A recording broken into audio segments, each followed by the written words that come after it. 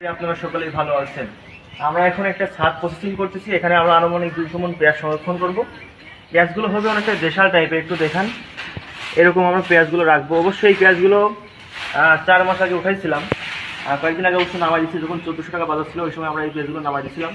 তো কয়েকটা পেঁয়াজ ছাদে ছিল, অর্থাৎ নামানোর পরেও কিছু পেঁয়াজ ছিল আর কি। তো দেখতে পাচ্ছেন পেঁয়াজের চাংটাকে আমরা পরিষ্কার করতেছি। এখানে উপরে কিন্তু একজন লোক আছে, পরিষ্কার করতেছি। আমরা হচ্ছে এখানে আনুমানিক 200 মণ পেঁয়াজ রেখে দিব। এটা হচ্ছে আপনার আনুমানিক 5 মাসের জন্য। দেখা যাক ভাগ্যে কি থাকে। তো পেঁয়াজের বাজার মনে হচ্ছে না 2 মাসের মধ্যে ভালো হবে। তো 2 মাস পরে যদি কিছু একটা হয় এর জন্য রেখে দেবো। দেখা ভালো আছো? ভালো আছো, ভালো আছো।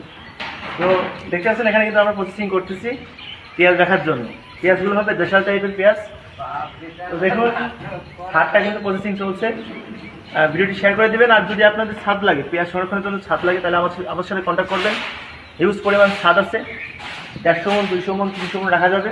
আমার সাথে কন্ট্যাক্ট করবেন। সবাইকে আল্লাহ হাফেজ।